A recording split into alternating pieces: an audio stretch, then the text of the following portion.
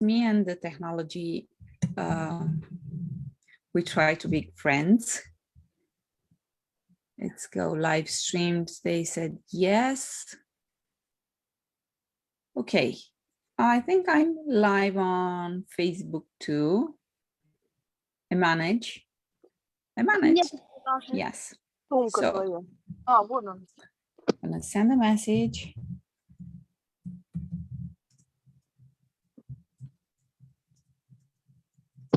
ей пончики. Мне эта идея очень понравилась.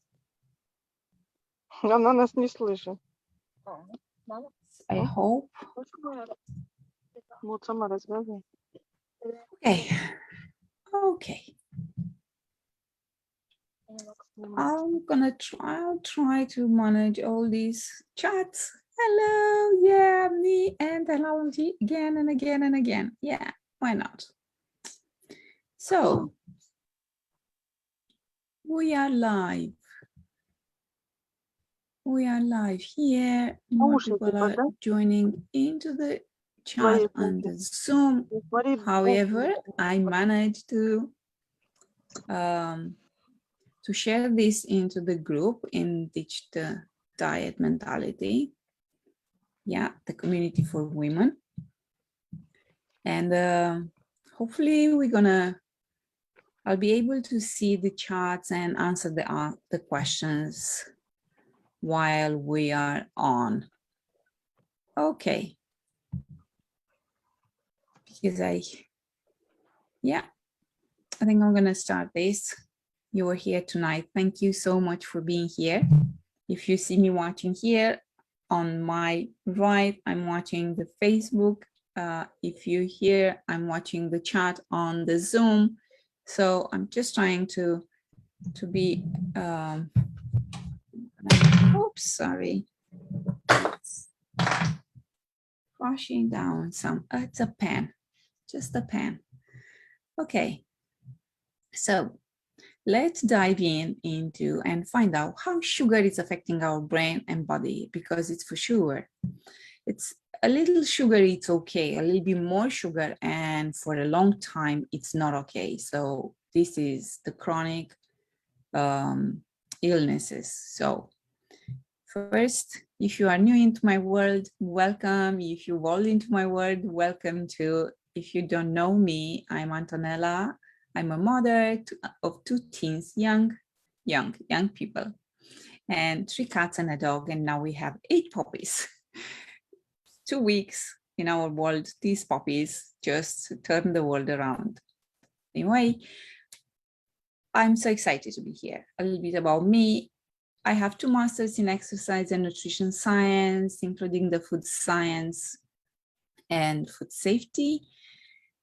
Also brain health consultant and a master of EFT practitioner. So everything from nutrition and lifestyle and the mindset we cover. But we need to cover the brain also, because we are hooked on that. Yeah. So how sugar impacts your mood, choice, health, productivity, and even the revenue. Either you spend money on medication and going to the doctors, or you're not so productive, so you're losing the opportunities to make more money. So it's really, and the truth is about the sugar that it is addictive. It is addictive, and lots of studies shows that sugar has an addictive, and we could depend on them a lot. So let me know if you can hear me, if you hear me or something. It's a little bit weird the way I am today in 2 places for me. Yeah, it's just for me. It's not about you, it's about me this time. But let's see what we eat, because what we eat, it's affecting our brain and health. And when we think about the factors that contribute to our brain and general health, we rarely give much consideration or attention, whatever you might want to say, to the foods. Like we take it for granted and we say, yes, it's food, it's okay. And we are caught in our workplace or business performances or even home to run everything, like from cleaning to shopping, watching the kids, doing homeworks, keeping them busy, anything. Yeah. So we keep forgetting the importance of every meal, and we think what we're gonna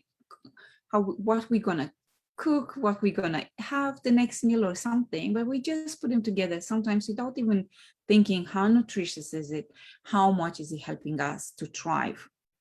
So if you anything like me, or for those that are battling to stay on the top of the emails, meetings, deadline, food, and running everything in between, food is just simple fuel.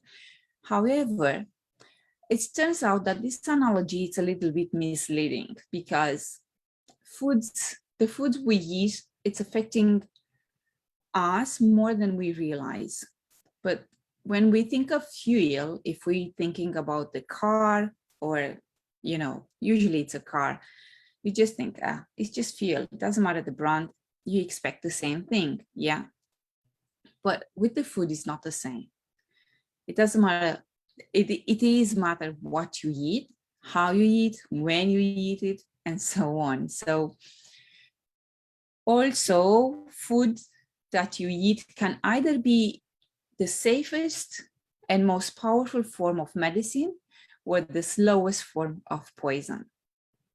Yeah, it's a poison when it's an intolerance, when you have an allergy or a sensitivity to particular food. And not all foods are processed by our bodies at the same rate. Food has a direct impact on our cognitive performance, which is why a poor decision at lunchtime can derail an entire afternoon. That could be morning time also for the breakfast, yes. So the processed foods does not equal good food or real whole foods. It's streams of the nutrients, has lots of added sugar, has lots of added fats, nasty fats, or salt. So that will make you hooked with. I'm just gonna give admission. I'm gonna admit the people into the Zoom while we are still on. If you are on a Facebook, leave the message here. I'm trying to watch the live chat also. Yeah, so I'm gonna go back to my presentation, to our talk today, and let's see how we go. So here it's a brief rundown of why this is happening. Our body converts just about everything we eat into the glucose. Glucose is the form that our cells are living in with. So we could live on glucose or ketones, but let's talk about glucose this time. So this glucose provides the energy to our brain, to every cells in the body that it needs to stay, to live, to thrive, to survive at the end. So if there is a need that you just stay without the food and everything, the body has the coping mechanism to produce the glucose it needs every day from your body. But the more processed foods, the faster is the digest. So the more processed is the food that you eat. Let's say any pastries, any cereals in the morning, yeah, they're very highly processed. Even I've been amazed a couple of days ago, like just a high protein bar, how processed was and how much sugar was. I'm really sorry I didn't keep the package, not to show you the brand, but to show you the ingredients. Yeah. So loads of sugar even into these healthy foods. So you have to be aware about what you eat, especially if you're looking how you can improve your diet and your health. And when it's about sugar, it's nearly everywhere. So in the nature. So when we're running low on glucose, we have a tough time staying focused and our attention drifts. Yeah. Remember the last time you were really hungry? You didn't care about anything. Yeah. You couldn't concentrate. You couldn't do much. You were lethargic, tired, and so on, moody. So this explains why it's so hard to stay concentrated on an empty stomach, unless you are adapted to fast. That's another story. So I hope this so far it's obvious why we need to pay attention of what we eat. So since sugar is everywhere, as I mentioned before, it's important to know how it's affecting our brain, because we take the decisions, we have the choices, but we take these choices, we make these choices with the help of the brain, yeah? So this is why I said it's important for the brain. Food, it's a fuel for the body. All food is not equal, created equal. So this is why we really consider, like, we don't think about how much is processed and how much the body is processing those foods and what the nutrition is bringing to us. What do we need? We take it for granted. The brain is doing the work. So foods like pasta, bread, cereal, soda, any pastries, yeah, they're lovely. They taste amazing. Yes, even when you pass a place that they have fresh baked products, it's amazing. The smell, the aroma that is coming. It's like kind of a calling you in to buy something. Yes, but it's okay occasionally. Every day in and out, it's not okay. So because these foods are releasing, they've been digested quickly by the body, and it's releasing the glucose very quickly into the body. And what that leading to a burst of energy. Yes, we had that candy bar or a chocolate or something. We are full of energy for a very short time, because it doesn't keep long, 20-30 minutes, yeah. And then it's followed by a slump of energy, like, and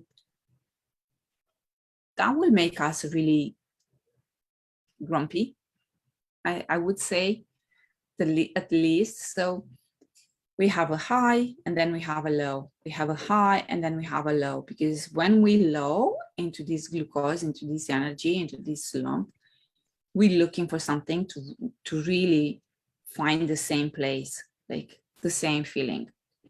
Also, if we often give into the sugary and processed foods to quiet our blood sugar deep, so yeah, raise it again, as I said, usually mostly so often it's after the lunch. So we eat, and after the lunch you said, oh, a little dessert, a little something, a little something to indulge into, and it's becoming a habit every day, in and out. So as a result, we go through a mid-afternoon slump, and maybe that could be 3 o'clock, that could be 2 o'clock, and then that could be 6 p.m. again. If it's twice, most of my clients says I have one about 2 or 3 p.m. and I have another one about 6 p.m. just before the dinner, when I'm ending in eating my desserts before the dinner, which again, it's raising the blood sugar, and we missed up the signals to our brain and to our body. When we have this slump into the energy level, we can't focus. And we feel like our reaction time is delaying. Sometimes we just want a nap for 20 minutes, not more, but just a nap. If you ever felt like that, let me know into the chat. I'm watching the chats either way, whatever you are into. And it's just this way. And many times after we eat these sweets, these desserts before the dinner, or even, yeah, we feel guilty. And then we have to deal with the guilt later on or immediately after. So it's not like, I just want to apologize. If you hear some noises, it's the little puppies that they start barking. They hear their voices and they bark again and again. So the foods we eat, the sugar we eat, it's affecting our mood too. So the brain regulates the activities that we rarely give any thought, from the heartbeats to respiration, when we wake up, when we go to sleep, digestion, excretions, everything in between, yeah. But we never think about those things. The brain is doing all this, and it's constantly on. So if we don't feed the brain, to feel really good. I'm sorry, I have something in my eyes.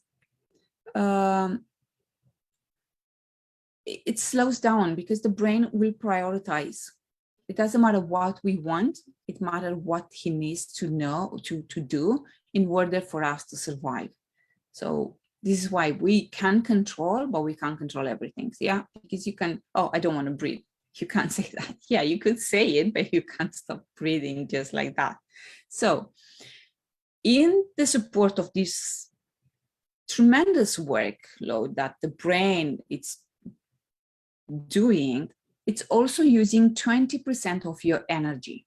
So 20% of your energy that you need over the day, it's consumed by the brain itself. So just to have in consideration, if you have any exams, if you are stuck, or if you really have an end, like a deadline for your projects and everything else, your brain is consuming even more energy. So just be aware of that. You need to feed them well. So where this energy is coming from, obviously it's from foods, but also it's coming from some sugary foods. So what is sugar at the end? Sugar, it's a carbohydrate, and they break down into energy in the body. Some carbohydrates are faster digested, simple carbohydrates, and the complex carbohydrates are slow. It takes longer time to be digested for the body. So they're more stable, they don't rush the spike, they don't spike the blood sugar, they don't spike the glycemia. Yeah, if you are diabetes or a pre-diabetes or something like that, you heard, or you might heard a friend like, oh, the doctors just said if I don't pay attention to what I'm doing, I'm stepping into the diabetes. Type 2 diabetes. And it's not pleasant. It's an illness that it's slowly but surely damaging all our systems, from circulatory, nervous systems, vision, kidney, everything. It's damaging everything. So it's reversible anyway. This is with with the sugar. So the sugar affects our focus. As I said before, you're hungry, you're not eating for a long time, where you have just that crush of energy and everything. You can't focus, you can't concentrate, and it's just like kind of you're looking for something. Again, you just go and grab a coffee. Yeah, the caffeine is good, but sometimes it's not that good. When you go often on a coffee and you survive on a coffee and a croissant, coffee or a muffin, coffee and donut, coffee and a few biscuits, the body, it is coping in a way, but in long term, you get damaged. You damage the body. You have mood crash. Just imagine, and I'm sure you were hungry, you skipped the lunch because you had so much to do in work, and then the boss came with more work to do. Yeah. You already was grumpy because you were hungry, and now you're really moody and you're really pissed off. Yeah. So we're losing the temper, and we have short term, and we're not patient, and we are easy irritable. Irritability is high, and again, because we're looking for this dopamine rewarding mechanism. Yeah, we have the sugar, we have the dopamine, we have the sugar, we have the dopamine, the feeling good. So it's the memory impaired, and it's loads and loads of studies that shows, like now, diabetes type 3, it's the Alzheimer disease. So it's again the sugar, the insulin level, that it's affecting the barrier of the brain. Yeah. So high sugar consumptions on a long term, it's really, really bad for our brain and our memory. We're losing the memory short term, and then it's coming the long term. You might remember the time like, oh, I'm going to the kitchen. You go into the room and you can't remember why you were there. You open the fridge, you couldn't remember why you're there. You have to go back and, oh yeah, I do remember. Yeah. So this is the short-term memory. Don't stay, just be aware how much sugar do you eat in a day. It's affecting our emotional and mental balance. We are more emotional. It's really, these mood swings, irritability and anxiety coming. So the connection between our gut and our brain, it's there. So everything we eat, it's in the gut. And how is it going to the brain? Just simple, and it's a connection. The brain is the second gut. The gut is the second brain. And just to see the connection between the gut and the brain and the mood and the irritability and the anxiety, I just want to think about the time when you were in love. Yeah, you fall in love and all the butterflies in your stomach, in your gut, you feel it, but you didn't get in love with your stomach. Yeah, your eyes saw the partner that you fell in love. Yeah, the person. So it's the same when you go to the interview, or when you have a really difficult time in your life, also you feel all the nerves in your gut. But we processed everything with the brain. So just to have in mind this, yeah, sugar feeds all the bad bacteria. So it's creating an imbalance into our microbiota, which it's an organ, has so many cells there that it's really needs to be in well balanced. Also could increase the risk of candida and so on. Stress, it's affecting our stress. Obviously, why we stress, when we stress, the cortisol level, it's raising up. The cortisol level is producing more glucose in the body from our muscle mass. Even if you don't eat, but you stress, the body has its own mechanism to produce this glucose. And when it's producing this glucose, yeah, what's happening? You want more sugar. Because sugar, it's called for more sugar anyway. Stress, it's linked with the overweighting, or with overeating, with weight gain, and even obesity. So just be aware, diabetes and all the metabolic syndromes, illnesses comes with. It affects our personality.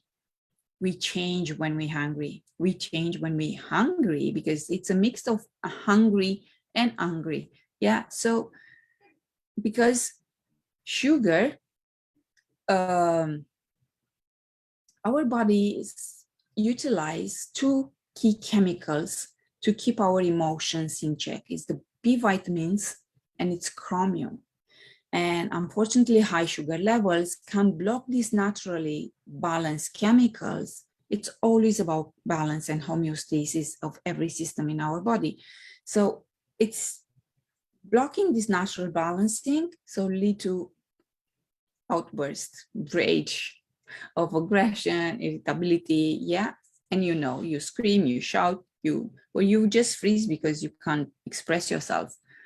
It's affecting our sleep. We become very agitated in the evening if we eat sugary stuff, if we eat those processed foods, and then we can't sleep well. If we can't sleep well, we have to cope next day with what? With foods. We eat more when we have bad sleeps. Affect immune system because we, again, interfere with the absorptions of nutrients, and also those sugary foods and processed foods they don't have much nutrients in. We all know when we eat well, we feel better, absolutely, and it's true. So can you really be hooked on sugar? Yes, you can. So many people use sugary foods in ways that aren't really healthy. So we use sugar to preserve foods. We use sugar to increase the palatability of foods, yes.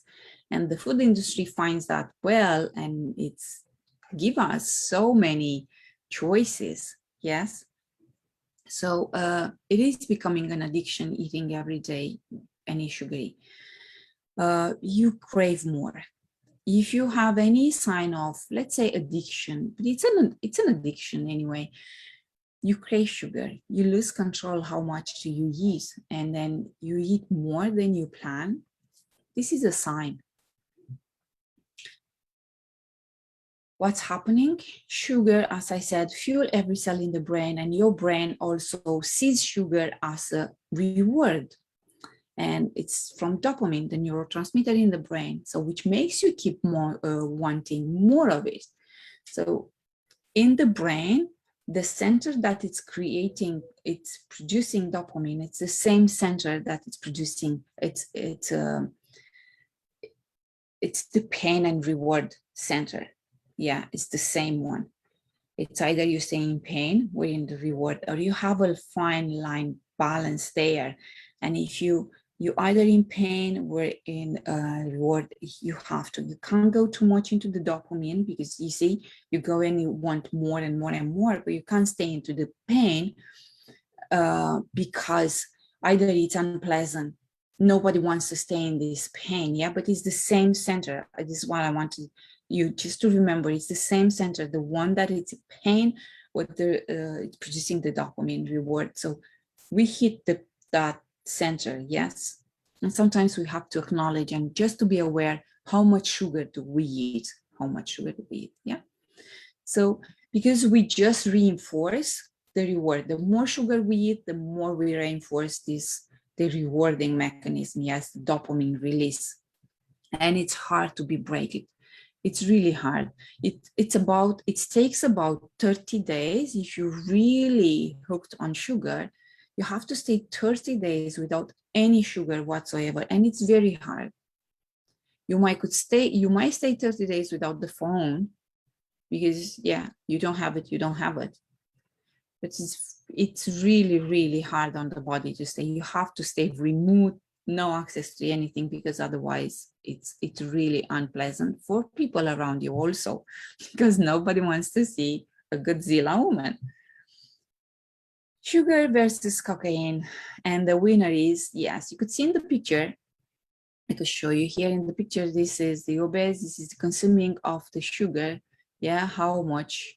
This is the normal, this is cocaine, and this is the obese people. Yeah, the consumption of highly processed sugary foods. And this high corn syrup that it's used in so many, and so even on the dry fruits, if you go to the health shop and buy dry fruits, just to say like, I'm not eating sugar and I'm eating these dry fruits, just be aware and look at the package, and they could say that they've been hydrated again. So they dry the fruits, then they hydrate them with some solution of high corn syrup, and they dry them again. Why? They just enhance the sweetness. Yes, they make them more sweet.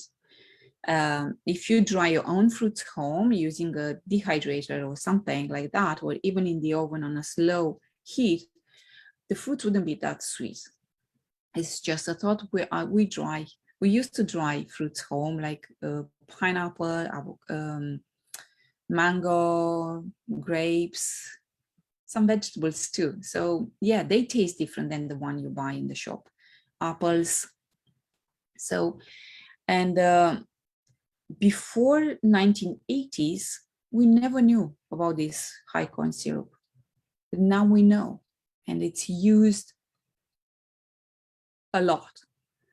And we tend as human, we consume loads of sugar. Like, it's a data that I found, like we consume about 66 pounds. That means about 30 kilos of sugar every year. And that was a very long time that I read this. I thought the consumptions could be higher. And it's more potent form of sugar. It's this high corn syrup. It's much sweeter. It's increased appetite. It promotes obesity because it really affects our metabolism. It affects our liver. Yeah, so high fatty liver, it's one of the results. Leads to diabetes and lots of inflammations, including inflamed brain. So again, read. It's hard. I know it's hard to read every product, the label of every product that you eat, but try as much as possible buying less packaged and less shiny and less advertised. Yes. So you could find, we know Coca-Cola has sugar in, or any kind of a form of sweeteners, but sometimes even the meats, like some turkey slices have some sugary stuff in. And you say it's meat, it's protein, but just be aware. I find that too. I find it very intriguing actually, and I was, but I was aware, made aware by a client of mine that, look, it's sugar in these turkey slices. Okay, no more this brand. Yeah, so what's happening when this quick sugar heights and down? Yes, so we do get a rush when we eat. And just by the way, everything we eat, so everything we eat is digested in, and it spikes the blood sugar. Some foods make the spike very quickly, and some not. They raise the glucose, but they don't raise it that high. If you could follow me on a screen here, they will raise it just about, but it don't make it that high, and it goes slowly down. But when we eat processed foods and when we eat these sugary foods, it's a high in a very short time. The glucose is high, and when it's high, the body can't use so much glucose at the same time. So what's happening? It's sent a signal to the pancreas to produce insulin. The pancreas produces insulin in order to balance this. So it takes the glucose out. And what is doing with this? Because some of the glucose will go and will move it into the cells, but some cells don't need those. Yeah, we can't use everything we eat. So it's stored as fat. It's also called the insulin, it's called the hormone storage, the fat storage stored. So these simple carbohydrates, also simple carbohydrates we could find in fruits and vegetables and dairy products. But the fruits, the vegetables, the dairy product has also fiber. Yeah, so it's slowly digested. It slowly releases this glucose. Obviously, if you eat the fruits on an empty stomach, that might be quick release. So just to say. So this is the insulin hormones, the role of playing the role in balancing this glucose. So take the glucose to the blood, from the bloodstream into the cells. And when it's too much, it's stored for the time when we need it. But years ago, we were traveling to take these foods. We were working for those foods and everything. Now you just jump in the car, you go to the corner of the block and you just buy whatever you want. So it's a big difference in a style that we have today than years before. So it's this, as I said, it's stored fat hormone. Every excess of glucose, the insulin will store it as fat. However, beyond the weight gain, the chronic high insulin level can also result in inflammation and insulin resistant. And it's the same in the brain barrier. We have this insulin resistance. This is why it's happening, the Alzheimer. This is why it's happening, the inflammation at the brain level. So inflammation can cause multiple health problems. So also it's raised the cholesterol level. Again, we know high cholesterol is not healthy. So it's a discussion for another time, but just to be aware, if you have a high cholesterol level, then the sugary and the carbohydrates, the highly processed, this is the one that is raising your blood sugar, your cholesterol level. Cravings are the reason that we eat many carbs and sugar. And that could be either by the lifestyle, either by the hormonal imbalance, the insulin imbalance. Insulin is another hormone, but it's not the one that, but also the insulin, it's imbalancing and really bad our estrogen level. So yes, this is, so we have the high and then we have the lows. And when we have the lows, because the sugar is moved out, yeah, and we have this really, we were really, really moody. we, as I said before, we go into these swings of, leave me alone, or I want to sleep, or just a kind of and we're looking for the highs. We're always looking for that feeling good, just to, also, while that the insulin is coming and is taking the glucose out from the body, from the blood, and it's lowering the glucose, the insulin, it stays even longer high. When the insulin is high, the body can't burn any fats. And you are hungry, you're still hungry. And you're still looking for food. Yeah, it's, you become more emotional and you eat more. It's a very tricky cycle. This is the cycle, yes. So you eat sugar, you get the highs, you get the dopamine release, you're happy, then it's low again. And then, you know, how many of you were here? But one of the things I want to say here is like the high insulin level cause, okay, the immediate fat storage. Also, it's the, you eat again, you feel again good, and then again there's a slump, it's again this. It also affects at the level of our brain, it's affect the oxytocin level. You might heard about the oxytocin cells, oxytocin, that when it's the women give birth, yes. And it's a happiness, it's a very good state to be. Like, you could get the raise of this oxytocin just having a hug with yourself, a hug with someone that you love, actually. Yeah, just cuddle a little bit. But this, the high level of glucose and the insulin, it's just blocking this barrier at the brain level. So we're not so happy. The anxiety, it's raising, and maybe the depression in time. Starch can equal sugar. I talked about it. I could talk about hours about this. So you really, really need to look of these foods. Like, if you look at the grandparents, the way they were eating years previous that our generation is eating now, yeah, we didn't have access to all those products. So, and when we had access, they were very rarely. Yeah.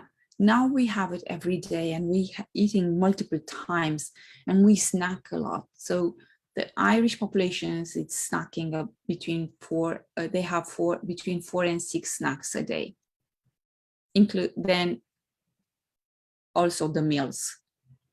That says a lot. Eating all day long wouldn't help the highs and lows of. How much sugar do we have to eat? For a woman, 6 teaspoons.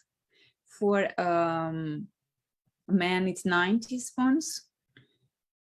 And for a child, 3 teaspoons. So how much do we eat? We eat a lot. If you look into the pictures, yes, a banana has about 4 teaspoons of sugar in.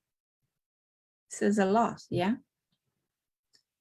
Chronic consumptions, again, it's affecting the brain barrier, and it's reducing this neurotrophic factor, and that will impair our memory, our concentration, and this, the well-being, yeah, the happiness. Insulin resistance, type 2 diabetes, metabolic syndrome. And the metabolic syndrome, I want to mention that also the polycystic ovary syndromes, it's a metabolic syndrome. So if any of you or your friends suffers, pay attention of the sugar and the insulin level. It's very common those days, and it's not a pleasant thing to have anyway.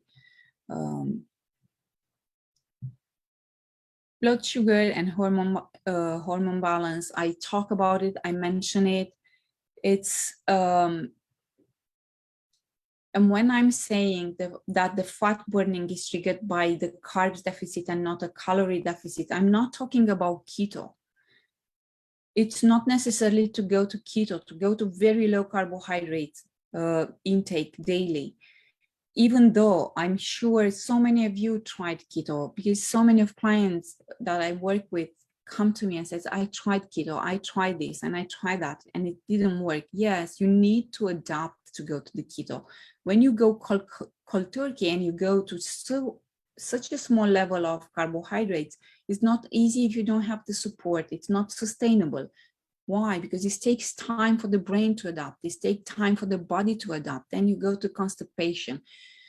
Then you don't sleep. And when you don't sleep, you want to eat more. So it's a lot of to deal with. And if you're not prepared and it's now body to help you, obviously it's not working. Men are doing better than women in keto in a short time. And they adapt quickly, put it this way. As a woman, we don't adapt this so quickly. So we need other tricks to make it easier for us. So take it slowly, take it step by step. Don't go like all or nothing. This is the mentality. This is the mentality of a diet that is not working. It's working. Yes, it's working on a short term, but it's not working on a long term. And if it's not sustainable, this is not working. Yeah. And then when it's not working, you don't say the diet didn't work. You say, oh, it's something wrong with me. But it's producing loads of imbalances in the blood sugar. As I said, the insulin is the queen of the hormones.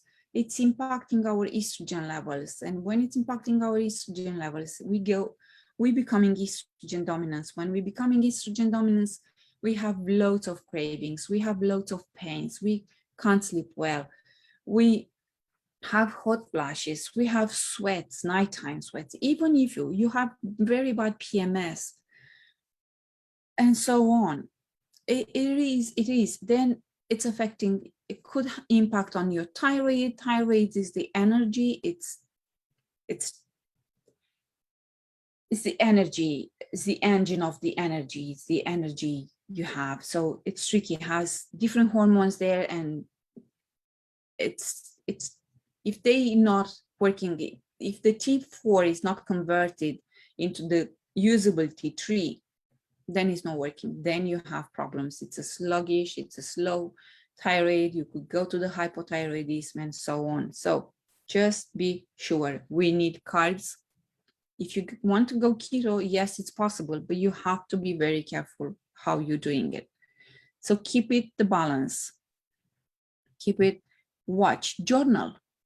It's amazing. When you journal, you could see how much food and what foods do you consume. You could look back, and because you can't remember. If I ask you, what did you eat today? What about yesterday? What about 3 days ago or a week ago? Come on. I can't remember. Yeah, so for everything. So what does too much sugar to the body? A little sugar, it's okay. Too much sugar, long term, it's not okay. So it's affecting our heart. It's affecting our kidneys, the joints, the skin. We get wrinkles a lot. And if you want to keep your looking young for longer, then watch the sugar intake. Yeah, it's again loads and loads of side effects. Some of us don't feel it yet. Some of us don't put it on a sugar or the consumptions of these carbs, but yes, they do impact. They do have their impact on. I'm aware of the time here. So as I said, I don't want to go over time, but you do want to watch, like insulin is causing the fat storage. It inhibits the fat burning. Once the insulin is high, you can't burn fat. That's it.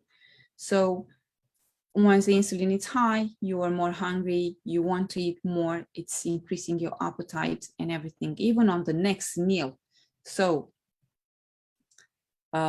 just to say, then it's affecting our mind. Because see, you want to manage the mind response, but you also want to manage the brain health, because the brain is the one that is thinking, and the way you think is the way you act, and is the way you choose. You take the decisions in your life and everything else. So sugar, as I said, and maybe you need to be reminded or something, it's reinforcing the reward mechanism, the dopamine. So it makes really, really hard to break it. How many times you said, like, I'm starting, tomorrow is the day, that's it, no more. For this Lent, let's say just before Christmas, for this Lent, I give up sweets. How much sweets? And you know what? Even if you eat less, half the sugar that you eat today, it's a win. So better go on a small steps than to go in all or nothing. It's not sustainable, or all or nothing. Choose something and do it until it's becoming a habit, and then choose something else. Yes, if you are on your own, you don't have any support, and you don't know how to ask, and you just want to work on your own, choose one thing and do it until it's becoming a habit, and then change with something else. Yeah, but don't try to remove it. And it's not like on a blackboard, you write something and you wipe it down. On a brain level, you have to put something else instead. Yeah. So find something else that will give you the same reward. It gives you something to be happy for. If you are not managing the mind response, not even the most optimal diet will sustain your weight loss. So you have to work on your mind also. I use EFT tapping a lot for cravings, for moods, for emotions, for so many things, for pains. So find something that works for you. Meditate, journal, yoga, walking, do something. Try something, because you don't know, but try it. Take 10 days in a row and doing something. Give it some time. Just don't say it, oh, I tried this once or twice and it's not working, because it's not working. It's not working. To see the results, you have to be consistent, and you have to do it for a longer period. So our brain is looking to do things in the most simple ways. And it doesn't like discomfort or any pain. And as I said, the center of the pain is the same center that it's giving you the dopamine. It's producing the dopamine. Yeah. This is why, even if you don't like, even if you are unhealthy and you know you have to change something, this uncomfortable state you are is okay for the brain than the unknown and uncomfortable steps that you need to take to change those things. Does make sense to you guys? I lost track of these charts here. Yeah, I don't know what's happening. I'm blocked on Facebook charts. Any charts here? Yes, that's clear. Yes. Okay, so becoming this the comfort zone. So it's hard. If you want to start walking, don't think, oh, I'm going to do it in 5 minutes. Take the walking shoes, put them on and go out. Don't think too much. The more you think, the more you're not doing it. And I'm sure, because I've been there and I'm not perfect, and I always says I don't have the perfect diet and I don't have the perfect lifestyle, but I'm trying to do what is working for me. So then I change every change, and everything I change because my body is changing. It's changing because I'm aging. So yeah, I'm aging and I'm saying it. Yeah. So the body has those changes, the hormonal changes, especially in women. We have this menstrual cycle, and then we lose the menstrual cycle, and then we have to leave. There is life after the menopause. and it could be better, but everybody's thinking, oh, this period, oh, this PMS, oh, again, oh, I'm premenstrual, I'm premenopausal, I am, and everything is like low and unhappy and bad mood and pains, but we could change those things. So when you have a blood sugar stable, the pain of the PMS shouldn't be, yeah, it should be a discomfort, but it shouldn't kills you, yeah. It's the same with the premenstrual, it's the same with premenopausal, it's the same with the menopause. You have to find a balance, the fine line that gives you the comfort. And you do need to change, and you do need to make decisions. I'm gonna use decision instead of choosing, because you could choose and you have more choices. The more choices you have, the harder it is. But when you have to make a decision, let's say in your work or something, in your business, you have to make the decisions, and it has to be the best one, yeah? So you more responsible for the decision you take, and you are sure you dare to see that it's happening. And I want you to think the same for yourself. Yes, I promise to myself that I do this, because if I promise to my kid I take him out, I have to take him out, because he could say okay for a day that I promise I don't take him out. It's say okay for the next day, for the third days in a row, but then the disappointment is there. So I don't want to disappoint my kid in promising something and not keeping my promise.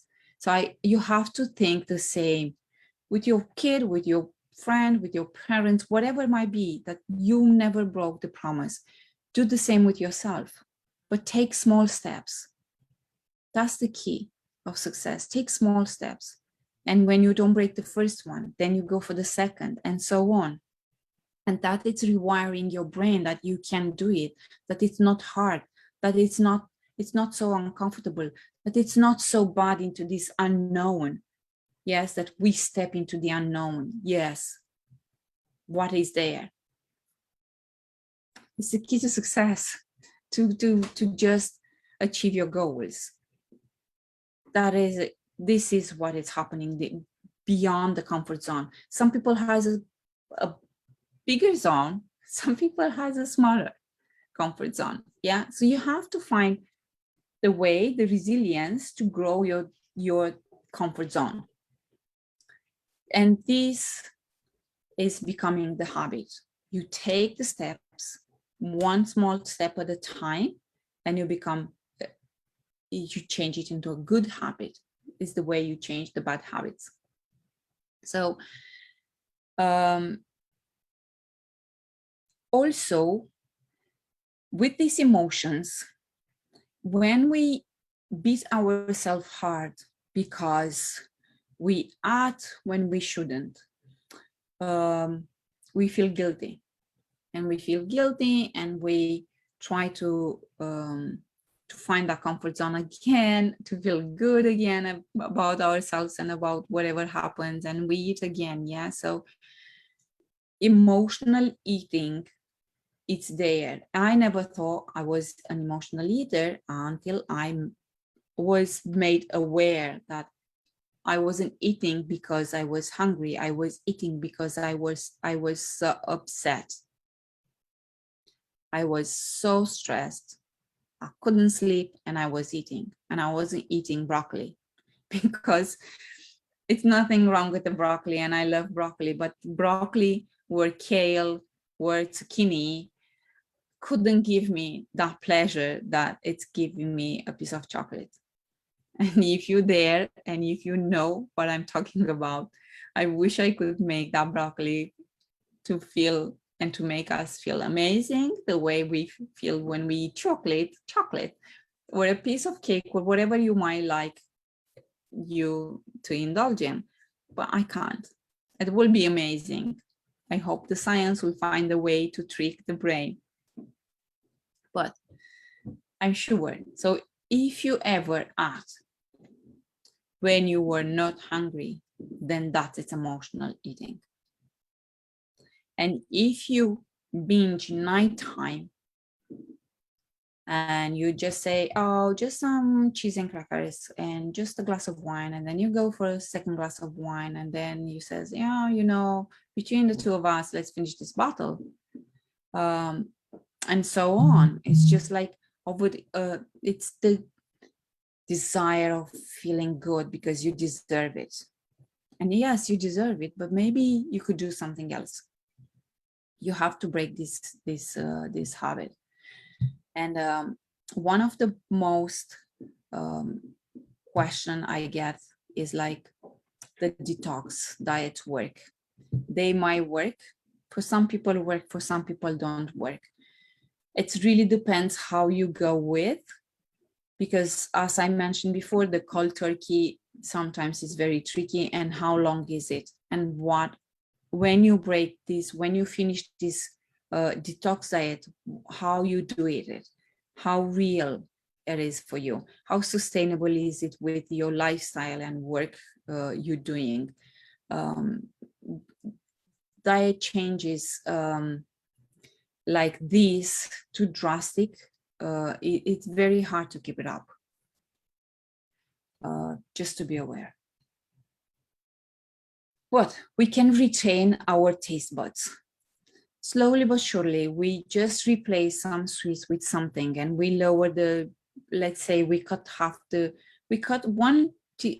teaspoons of we put less in our coffee. Yeah, how much sugar do you take in your coffee? If you take the coffee with the sugar, okay, you take 2 teaspoons. Okay, just every day put a little bit less and a little bit less and a little bit less, and see what's happening.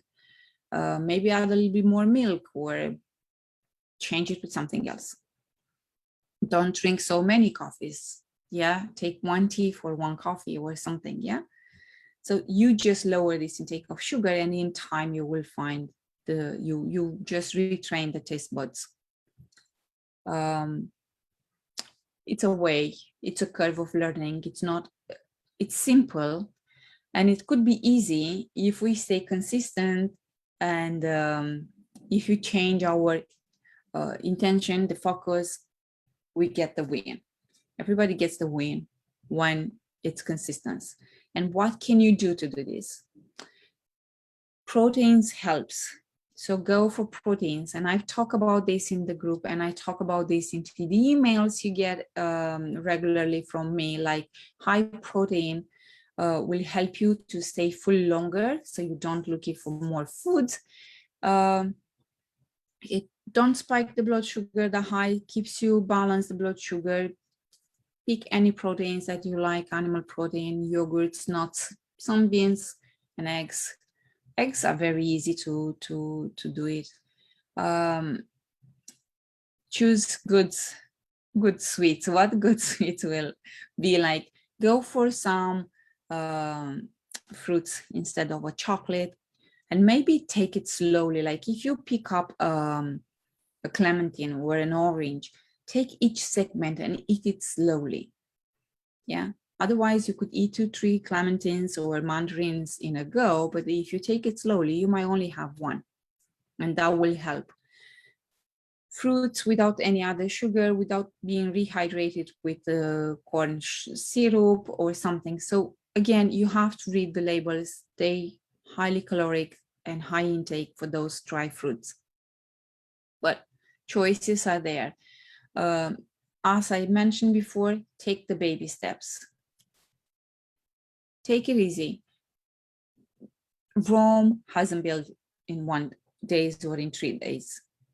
So, you know, especially if you battle for years with this weight, with these health problems, with these cravings, and might be decades, like some of my clients are, like 10, 20, 30 years behind that they fight with this, you can't change it a lot, very quickly. That it's this, and then it's the fiber. Incorporate loads of vegetables. Go for more vegetables instead of fruits. That will be much one of the things. Get outside as much as possible, especially into the summer. And then even if you think that the agave syrup or honey, it's healthy, yes, they healthy, but they still sweet. They even sweeter than the sugar. So also with different sugars or syrups, sometimes they not so pure. So they have added sugars in, just to be aware of. And that's the end of this. If you have any questions, that's okay. Some people had to leave. I know I was overdoing a little bit by the time. That's fine. No problem. Any questions? I'm here. If you don't know,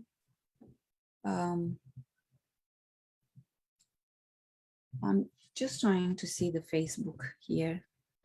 Let me see what's happening. If there's any questions into the Facebook, I should have probably my phone on. I can't see any live chat questions here. No questions. Okay, there. Thank you. Thank you so much for being here. If anyone is interested in having a chat or more questions, email me,